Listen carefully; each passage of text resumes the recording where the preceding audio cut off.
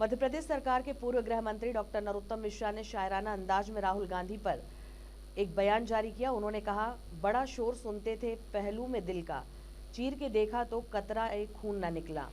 उन्होंने कहा, चुनाव आयोग पर राहुल गांधी का एटम बम तो फिस्सी बम निकला। यह तो देश की जनता पहले ही समझ गई थी कि अगर सच में राहुल गांधी के पास सबूत होते तो वह सबसे पहले विदेश जाते, फिर कोर्ट जाते, क्योंकि देश को बदनाम करने वह सबसे पहले विदेश ही जाते हैं।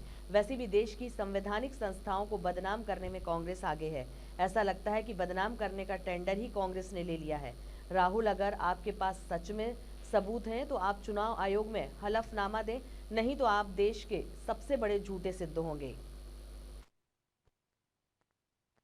कहावत है शायरी टाइप की कि बड़ा शोर सुनते थे पहलू में दिल का, जो चीरा तो कतरा एक खून का न निकला। चुनाव आयोग पर आपका एटम बम तो खुश बम निकल गया। और वैसे पूरा देश जानता था इस बात को कि अगर आपके पास सबूत होते तो आप देश को बदनाम करने के लिए पहले विदेश जाते, फिर लौट के आप न्यायालय में जाते। लेकिन ना तो आप विदेश गए, न्यायालय गए, जिस बात का पूरे देश ने समझ लिया है कि आपके पास में कोई प्रमाण नहीं है। आदरणीय, अगर आपके पास में सच में कोई सबूत है तो चुनाव आयोग ने आपसे एफिडेविट मांगा है, हलफनामा मांगा है।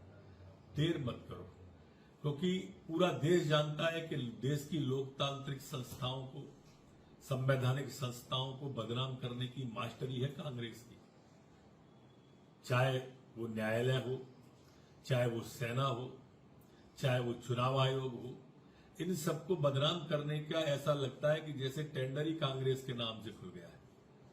और इसलिए आप तत्काल सबूत दो, नहीं तो आपको राष्ट्रीय झूठा घोषित कर दिया जाएगा।